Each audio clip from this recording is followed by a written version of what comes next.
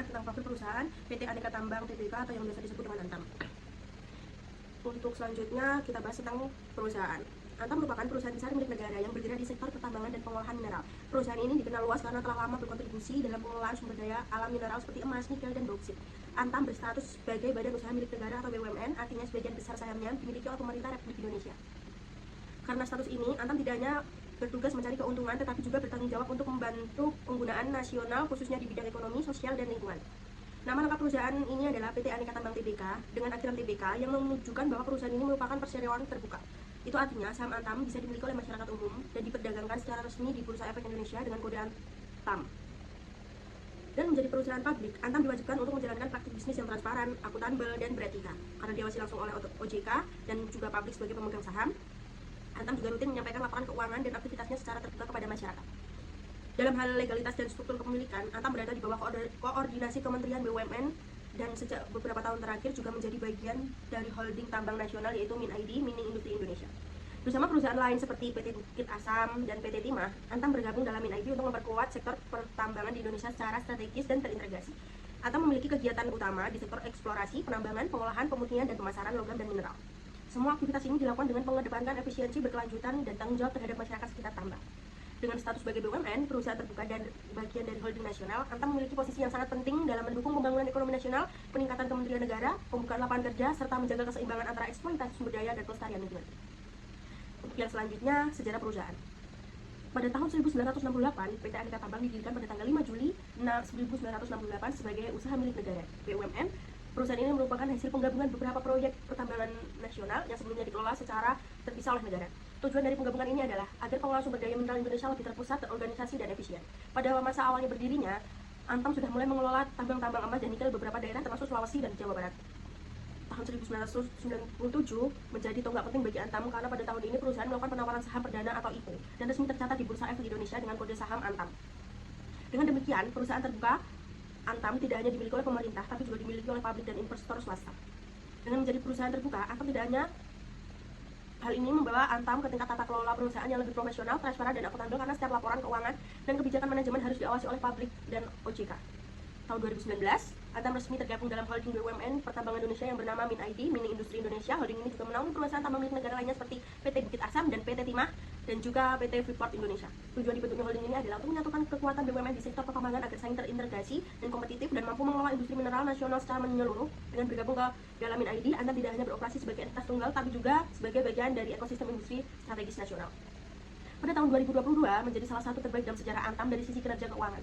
Perusahaan mencatatkan pertumbuhan laba bersih lebih dari 100% dibandingkan tahun sebelumnya. Pencapaian ini didorong oleh strategi ekspor emas dan nikel yang sangat efektif serta efisiensi operasional yang harus diperbaiki.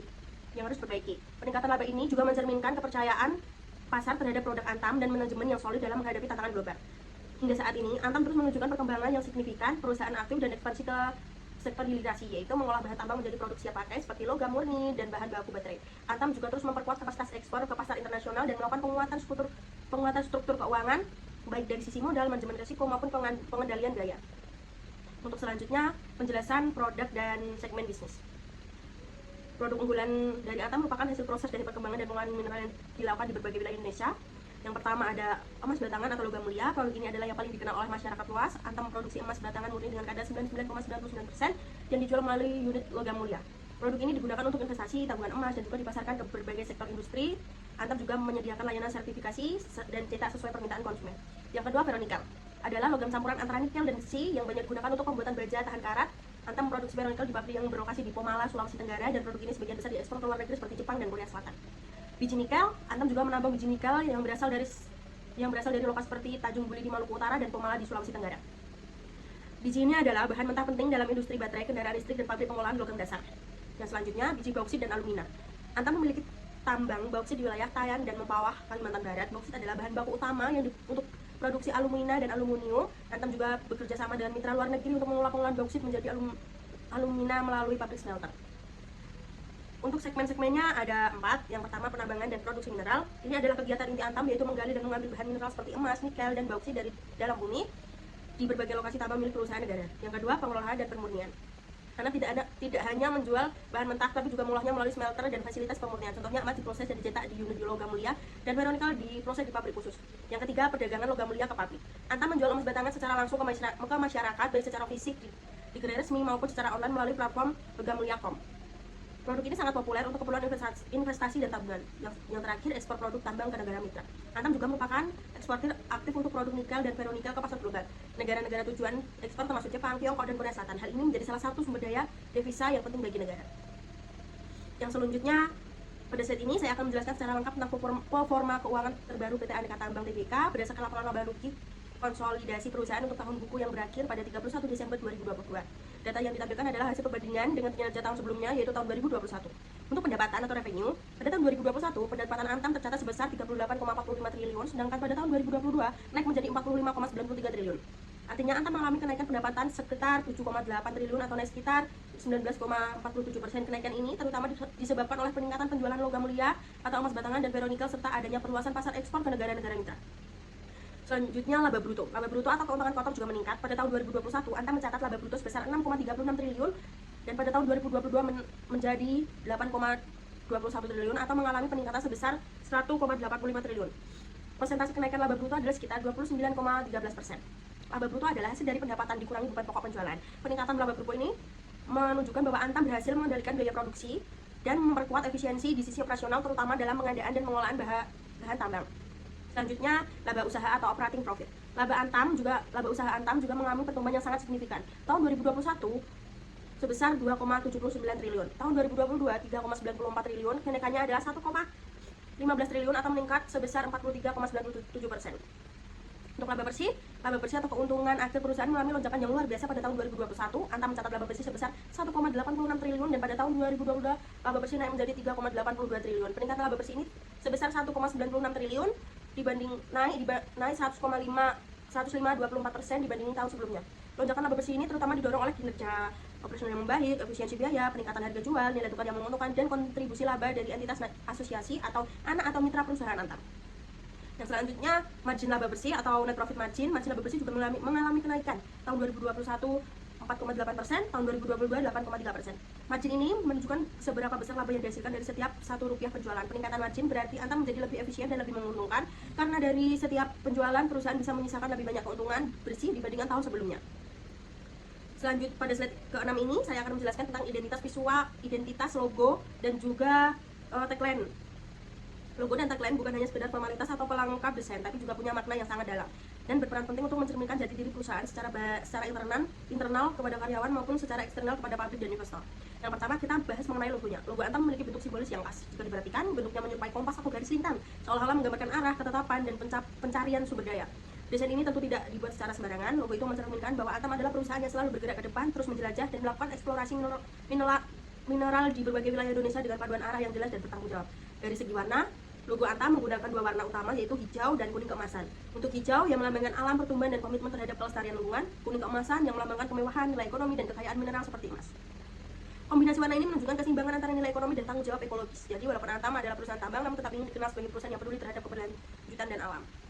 Logo ini digunakan secara konsisten pada semua produk Antam seperti emas batangan logam mulia, website dan media sosial perusahaan, surat resmi, laporan keuangan, dan pelaporan tahunan.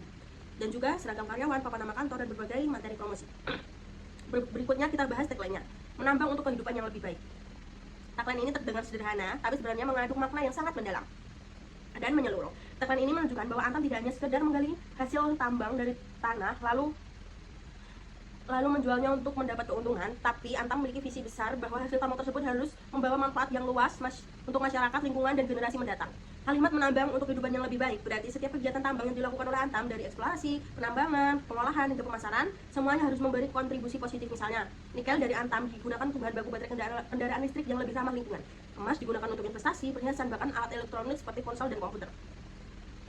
Dan juga ferronikel dan bauksit menjadi bahan penting dalam industri manufaktur dan infrastruktur. Jadi logam yang dihasilkan Antam tidak hanya bernilai tinggi secara ekonomi, tapi juga sangat dibutuhkan untuk membangun kehidupan yang lebih modern, efisien, dan berkelanjutan.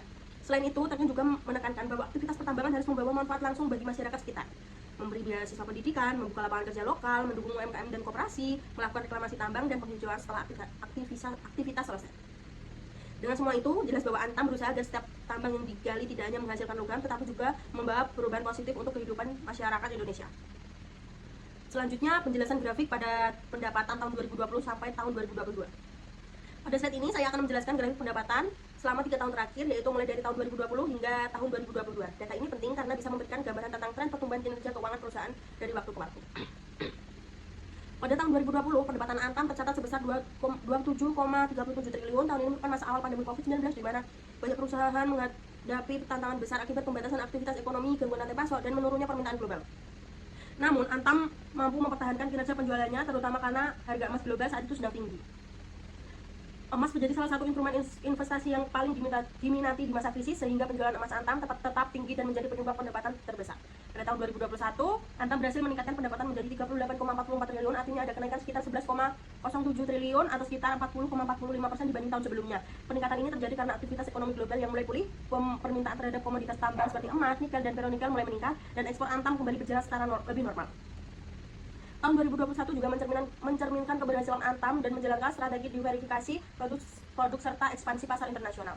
Selanjutnya di tahun 2022, pendapatan Antam kembali meningkat menjadi 45,93 triliun. Ini berarti pendapatan Antam naik lagi sekitar 7,49 triliun atau tumbuh sekitar 19,9% dibandingkan dengan tahun 2021. Kenaikan ini dipengaruhi oleh beberapa faktor seperti peningkatan harga jual nikel dan logam mulia, peningkatan besar permintaan pasar global terhadap logam terutama untuk industri baterai kendaraan listrik, efisiensi operasional perusahaan, strategi penjualan yang semakin kuat dan terarah, dan juga analisis yang selanjutnya potongan berita atau media coverage. Pada slide ini saya akan menjelaskan potongan berita atau media coverage yang membahas perkembangan terbaru dari PT Aneka Tambang Tbk atau Antam. Terdapat 3 sumber berita utama dari media nasional menunjukkan bahwa Antam terus tumbuh dan bergerak dinamis dalam industri pertambangan Indonesia. Berita pertama berasal dari CNBC Indonesia tanggal 28 Maret 2023. Judul beritanya adalah Antam bukukan laba 3,82 triliun naik 105% di tahun 2022. Berita ini menyoroti bahwa laba bersih Antam mengalami lonjakan yang sangat signifikan, yaitu lebih dari 2 kali lipat dibanding tahun sebelumnya. Hal ini terjadi berkat penguatan ekspor emas dan nikel, serta adanya kontribusi laba dari entitas asosiasi, yaitu anak usaha atau mitra usaha yang terafiliasi dengan Antam. Dari sini kita bisa melihat bahwa Antam tidak hanya kuat dari penjualan utama, tetapi juga dari kerjasama strategis yang mendatangkan pertambahan pendapatan. Berita kedua berasal dari Businesscom, edisi April 2023. Judulnya adalah Ekspor Emas dan Nikel Dongkrak Pendapatan Antam.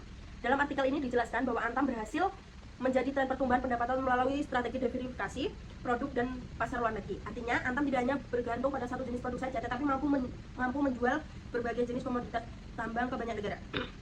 Diverifikasi seperti ini penting untuk menjaga kestabilan keuangan perusahaan, terutama jika harga salah satu komoditas turun, maka produk yang lain bisa jadi penopang. Lalu yang ketiga, berita dari Kontanko ID edisi Februari 2023, judulnya Antam fokus pada hilirisasi bauksit dan nikel. Dalam berita ini disebutkan bahwa Antam mulai memperluas usahanya ke sektor hilir atau mengolah bahan mentah menjadi produk jadi atau setengah jadi, bukan hanya menambang. Proses hilirisasi ini dilakukan melalui proyek pembangunan smelter dan bekerjasama industri untuk jangka panjang. Ini adalah langkah penting karena akan memberikan nilai tambah ekonomi yang lebih besar serta memperkuat posisi Antam dalam rantai pasok industri, baterai, dan logam di masa depan. Dari ketiga berita ini kita bisa simpulkan bahwa Antam sedang berada dalam posisi yang kuat dan terus berkembang. Perusahaan ini tidak hanya fokus pada penjualan, tapi juga memperluas kerjasama, mendorong ekspor, dan berinvestasi di sektor pengolahan atau hilir. Selanjutnya visi dan misi. Visi perusahaan PT Aneka Tambang adalah menjadi korporasi global terkemuka melalui diverifikasi dan integrasi usaha berbasis sumber daya alam. Mari kita jabarkan kalimat visi tersebut menjadi beberapa bagian inti agar lebih mudah dipahami. Yang pertama, menjadi korporasi global terkemuka. Bagian pertama dari visi ini menunjukkan ambisi Antam untuk berkembang dari perusahaan nasional menjadi pemain utama di tingkat internasional. Artinya, Antam tidak hanya ingin dikenal sebagai perusahaan tambang besar di Indonesia, tapi juga ingin memiliki reputasi dan pengaruh secara global. Ciri perusahaan yang global terkemuka adalah mampu memasarkan produk ke seluruh dunia, memiliki standar operasional kelas dunia, diakui secara internasional dalam hal kualitas, tanggung jawab lingkungan, dan tata kelola perusahaan. Dengan visi ini, Antam ingin memperluas jangkauan bisnisnya dan bersaing dengan perusahaan tambang besar di negara lain. Yang kedua, melalui diversifikasi dan integrasi usaha. Kata diverifikasi menunjukkan bahwa Antam tidak ingin bergantung pada suatu komoditas atau satu jenis usaha. Sebagai contoh, Antam tidak hanya menambang emas, tapi juga nikel, bauksit, dan alumina. Selain itu, Antam juga mengembangkan berbagai lini bisnis pendukung seperti energi, trading, pelayaran, hingga ke pengelolaan smelter. Sementara itu, integrasi usaha berarti bahwa Antam menghubungkan seluruh lini usahanya dari hulu sampai ke hilir, mulai dari eksplorasi dan penambangan, hingga pengolahan dan pemasaran produk akhir, semuanya berada dalam kendali Antam. secara terstruktur dan saling mendukung dengan strategi diversifikasi dan integrasi. Inilah Antam bisa menciptakan efisiensi dan juga nilai tambah yang besar serta kekuatan daya saing yang berkelanjutan. Yang ketiga, berbasis sumber daya alam. Bagian terakhir dari visi ini menjelaskan bahwa seluruh aktivitas Antam berakar pada pengelolaan sumber daya alam di Indonesia. Indonesia dikenal kaya akan hasil tambang seperti emas, nikel, dan bauksit. Antam hadir sebagai badan usaha yang bertugas untuk mengelola kekayaan tersebut secara optimal dan bertanggung jawab. Pengelolaan sumber daya alam yang dimaksud tidak hanya tentang pengambilan bahan tambang, tapi juga tentang menambah nilai melalui pengolahan lanjutan atau smelter, menjaga kelestarian alam melalui reklamasi dan pengolahan limbah, memberi manfaat ekonomi sosial dan lingkungan bagi masyarakat sekitar.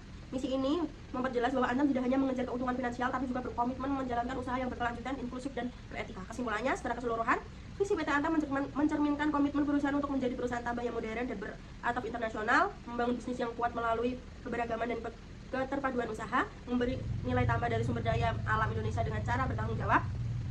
Visi ini bukan hanya cita-cita ideal, tapi juga sudah mulai diwujudkan melalui berbagai strategi nyata, membangun smelter baru, memperluas ekspor, bekerja sama dengan mitra global, serta menerapkan standar lingkungan dan keselamatan kerja yang tinggi.